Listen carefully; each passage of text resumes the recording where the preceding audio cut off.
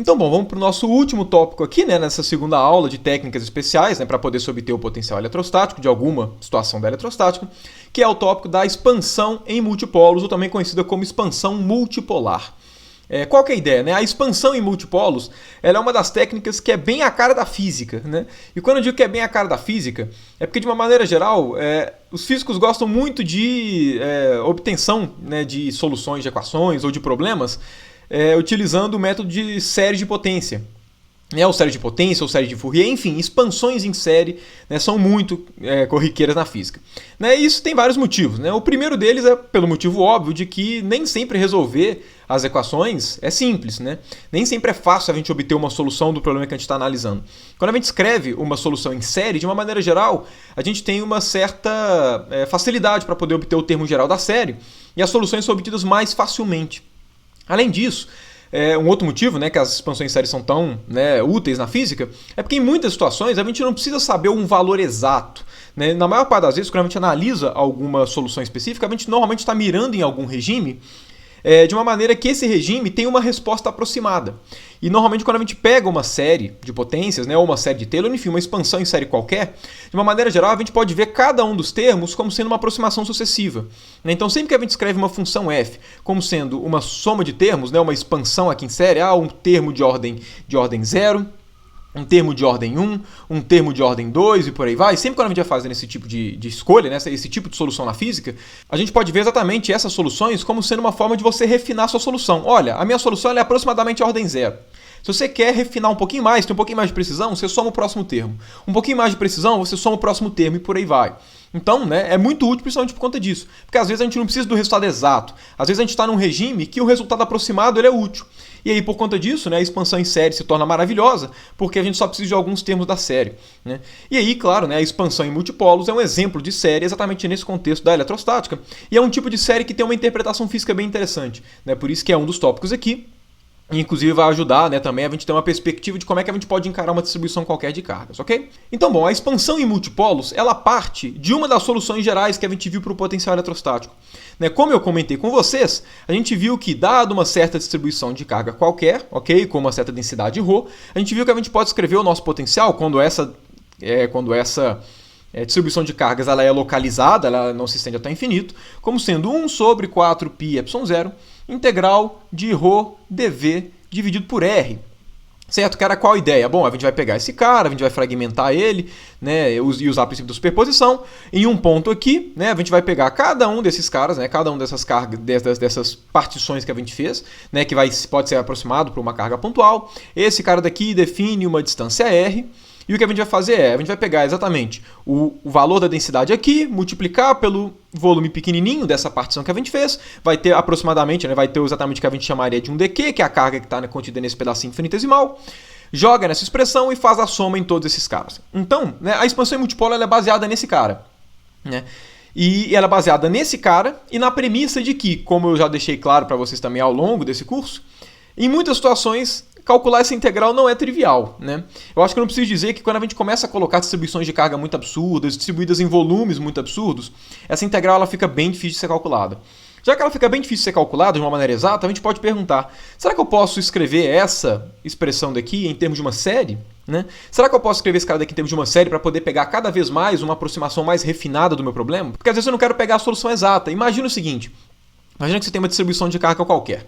E aí você quer pegar o potencial ou o campo eletrostático em um ponto bem distante desse cara. Como eu comentei com vocês, até quando a gente foi analisar os regimes assintóticos de algumas soluções, quanto mais distante esse ponto está da distribuição de cargas, menos esse ponto visualiza algumas particularidades dessa distribuição. Provavelmente você deve ter clara na sua cabeça a ideia de que quanto mais distante esse ponto, né, que a gente vai estar analisando o potencial, vai estar nessa nossa distribuição de cargas, mais essa distribuição de cargas vai parecer para esse ponto uma carga pontual. Então a gente espera que lá no infinito, certo? Quando esse cara daqui parecer um pontinho lá longe, né, poder ser tratado como uma carga pontual, o potencial vai acabar sendo o potencial de uma carga pontual. Então imagina que esse cara daqui tem uma carga Qzão. É esperado que para pontos muito distantes dessa distribuição de cargas, o potencial ele tome qual forma?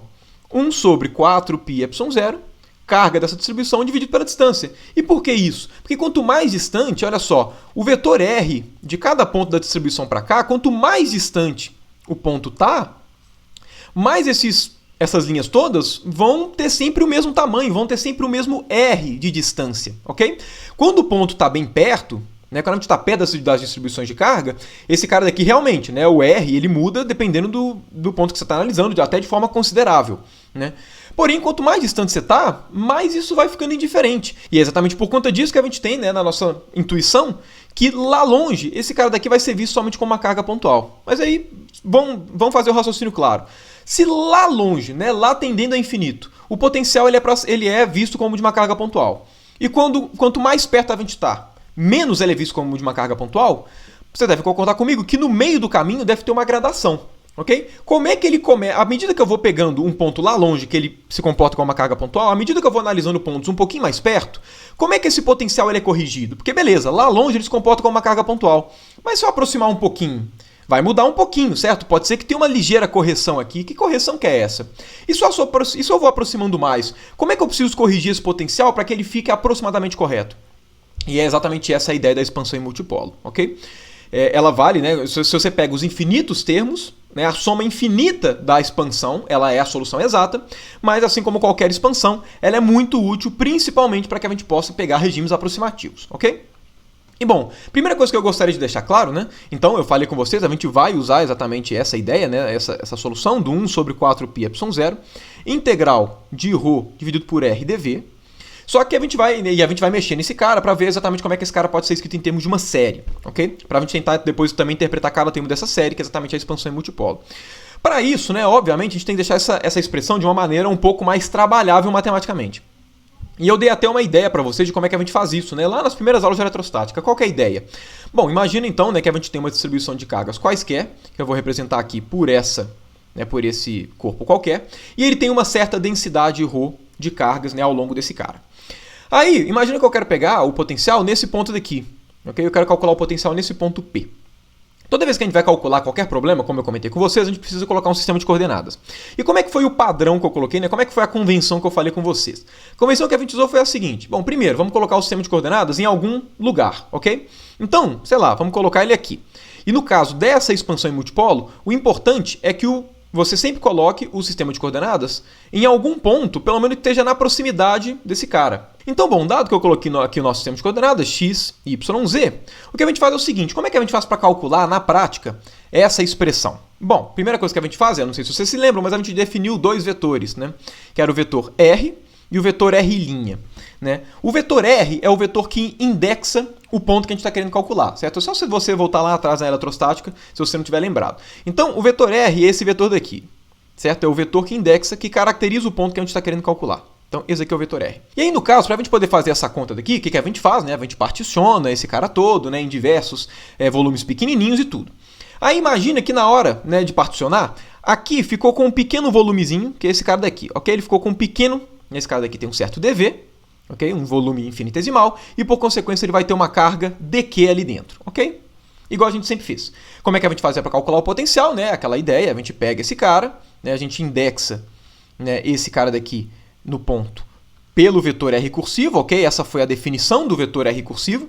É o vetor que sai exatamente da distribuição de cargas, né, de cada uma das carguinhas infinitesimais e vai até esse cara, né? Porque relembrando, esse daqui é o potencial de uma carga pontual e esse r que aparece é a distância da carga pontual até o ponto que você está querendo calcular e tudo. E aí vocês também devem se lembrar que esse cara daqui, certo? Esse dv, a gente indexava por um outro vetor, que é o vetor que a gente chamou de r', ok? Então esse cara daqui é o vetor que a gente chamou de r'. Né? Então, essa foi a nossa convenção. Né? Porque, claro, para a gente poder fazer qualquer integração, a gente precisa de um sistema de coordenadas. E aí, de fato, essa é a expressão geral. Mas aí, como todas as contas que a gente faz em algum sistema de coordenadas, a gente tem que escrever esse cara daqui em termos desse sistema de coordenadas que a gente acabou de escolher. Okay? Então, como é que ficaria essa expressão? Porque a gente vai mexer nesse cara para pegar a expansão em multipolo exatamente, né, em um certo sistema de referência, que foi esse sistema daqui que eu acabei de colocar, ok? Então, bom, primeira coisa que a gente consegue perceber a partir daqui, né, é que, olha só, a gente tem isso daí, eu fiz todas essas análises aqui agora que eu estou fazendo, né, desse ponto de vista geométrico, a gente já fez antes, ok? Mas se vocês perceberem, r' mais r cursivo é igual ao nosso vetor r, certo? É bem fácil ver isso por soma de vetor mesmo. Por consequência, o nosso r cursivo vai ser igual ao quê? Vai ser igual a r menos r', ok? E como a gente está fazendo, né, como a gente vai fazer, como a gente sempre faz alguma integração em um certo sistema de coordenadas, e eu estou usando esse sistema de coordenadas definido por aqui, eu vou escrever no lugar desse R cursivo esses caras. Porque percebam, tanto R quanto R' são vetores definidos bem de acordo com o nosso sistema de coordenadas. O R cursivo não é um vetor exatamente bom para a gente poder trabalhar na hora de fazer a integração nesse tipo de sentido. Por quê? Porque esse R daqui, cada hora vai ter uma origem diferente, certo? Mas enfim, a gente tem essa relação daqui. Então, reescrevendo o potencial, né, para ficar de acordo com o nosso sistema de coordenadas, para a gente poder fazer a expansão, nosso potencial vai ficar 1 sobre 4π ε0 integral de... Aí vamos lá, né, vamos recordar. Esse ρdv, todo mundo deve recordar que é exatamente o que a gente chamou de dq, ok? É a carga infinitesimal desse carinha daqui. Obviamente, para poder pegar esse dq, eu tenho que pegar a densidade, eu tenho que pegar esse ρ em qual ponto? Eu tenho que pegar o ρ nesse ponto R'. Concordam? Porque, afinal de contas, eu estou querendo saber qual que é a influência dessa carga exatamente nesse ponto aqui para poder gerar o potencial. Então, a carga que está aqui vai ser a densidade nesse ponto vezes o volumezinho nesse ponto daqui, indexado pelo vetor R'. Ok? Por conta disso, esse dv a gente vai chamar de dv'. Por quê? Porque é o dv indexado pela coordenada linha. Perceba, né, se vocês forem parar para pensar nesse sistema de coordenadas, que a gente tem esses dois vetores, o R e o R', o R ele só serve para uma coisa, indexar o ponto que a gente está querendo calcular o potencial. E perceba que o R' é o que indexa os pontos, é o que indexa cada uma das carguinhas, é o que indexa cada um dos dvs. Repara que essa integração daqui ela é feita na coordenada linha, porque para poder fazer essa soma eu não tenho que somar exatamente em todos os dqs existentes aqui. Então, significa que o meu R é fixo, porque eu estou querendo calcular neste ponto em específico, e nessa integração eu tenho que fazer o quê? Olha, primeiro eu vou pegar esse cara, depois eu vou pegar esse, depois eu vou pegar esse, depois eu vou pegar esse, depois esse, depois esse. Cada um deles vai ter um R cursivo definido, e por aí vai, certo? Então perceba que a integração ela é feita na coordenada linha, justamente porque é ela que indexa as cargas. Por isso que eu vou escrever dv', ok? Porque o dv' é o volume indexado pela coordenada linha, ok? Só para poder ficar clara a anotação. E além disso, claro, esse ρ é um ρ em R'. Então, nessa expressão, que é onde vai escrever ρ de R', porque relembrando, né, tem que ser o ρ na coordenada linha, dv', dividido por R cursivo, que vale quanto? Vale módulo de R menos R'. Ok? Então, essa daqui, vocês devem até se lembrar, a gente chegou nessa expressão. Né? Essa aqui é a expressão mais geral que a gente tem, né, se você quiser calcular, dado um sistema de coordenadas genérico. Perceba que isso aqui serve para qualquer sistema de coordenadas, certo? Eu só coloquei esse nosso sistema de coordenadas aqui como exemplo, mas se eu tivesse desenhado um outro sistema de coordenadas aqui, obviamente as análises seriam exatamente as mesmas. Mas bom, uma coisa que eu gostaria de fazer com vocês, né, antes da gente pegar essa expressão e mostrar como é que a gente poderia escrever ela expandindo em série, essa solução daqui, ela vale para quais pontos exatamente? Levando em conta que nós estamos visando a equação de Laplace, Laplaciano de V igual a zero. Para quais pontos esse cara daqui está compreendido? Porque, relembrando, esse cara daqui, beleza, é a solução do potencial, mas percebam, aqui tem uma certa densidade, certo? Então a gente tem que ter uma ideia, essa expressão daqui, em quais regimes que ela vai obedecer a equação de Laplace? Porque lembrando, a gente tem a equação de Laplace, a gente tem a equação de Poisson. Talvez para você seja muito óbvio isso, mas vamos só calcular exatamente para a gente ter uma ideia de aonde a nossa expansão em multipolo vai fazer sentido, ok? Só para a gente ter uma ideia do domínio e, claro, né, usar a nossa equação principal, que é a equação de Laplace. Bom, se eu quero saber exatamente qual vai ser a situação que a gente vai poder usar, o que eu vou fazer? Eu vou calcular exatamente o Laplaciano de V. Agora, esse Laplaciano, ele não é derivada segunda com relação a x, mais derivada segunda com relação a y, mais derivada segunda com relação a z. Agora, perceba que eu tenho dois vetores. Eu tenho o vetor R e eu tenho o vetor R', ok? Se eu faço o Laplaciano em termos das coordenadas R, eu tenho esse Laplaciano. Mas se eu faço em termos das coordenadas linhas, eu vou ter o Laplaciano definido com x, y, z a partir dessas coordenadas linhas. Qual o Laplaciano que eu tenho que calcular aqui? Em relação a quais coordenadas? Em relação a R ou em relação a R'? É que eu acredito que seja óbvio para todo mundo que é em relação a R. Por quê? Porque a gente está fazendo a integração nas coordenadas linha.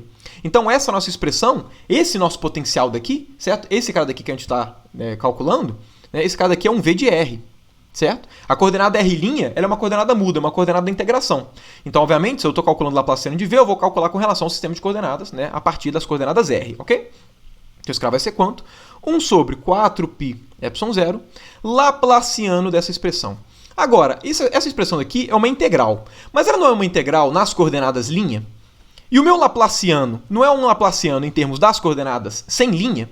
Então, por conta disso, eu posso colocar o laplaciano dentro da integração tranquilamente, porque como o laplaciano ele é derivada com relação às coordenadas indexadas pelo r, não pelo r', para qualquer coisa que dependa de r', o laplaciano para o laplaciano aquilo é constante, certo? Então esse cara daqui vai ficar o quê? Vai ficar integral de ρ, de r', dv', laplaciano de 1 sobre módulo de r menos r'. Porque relembrando, né, esse cara daqui só depende das coordenadas linha, esse daqui também, e esse cara daqui, ó, tem a coordenada r, então o laplaciano vai atuar somente nele. Ok? Agora, olha só, como é que a gente faz para fazer essa conta? Aqui eu vou apelar um pouquinho, não vou ficar divagando, fazendo conta passo a passo, porque meu objetivo aqui não é ser muito matemático, mas aqui eu vou usar algumas contas que muito provavelmente você já deve ter visto, né? Levando em conta que essa parte é de direto 1, você já deve ter visto no seu curso ali de cálculo 3, né? Que tradicionalmente é a parte do cálculo vetorial. Se você se lembrar, o que é Laplaciano? Laplaciano é divergência do gradiente. Então, se a gente quiser calcular o Laplaciano de 1 dividido por módulo de r menos r', uma das formas da gente calcular esse cara é fazer o quê? Deixa eu até passar aqui para o próximo. Uma das formas da gente calcular esse cara é fazer o quê? Esse cara, obviamente, é igual ao quê? É igual ao divergente do gradiente da função 1 sobre módulo de r menos r'. Agora, você já deve ter calculado alguma vez na sua vida quanto é que vale o quê? Quanto é que vale o gradiente dessa função daqui, ok?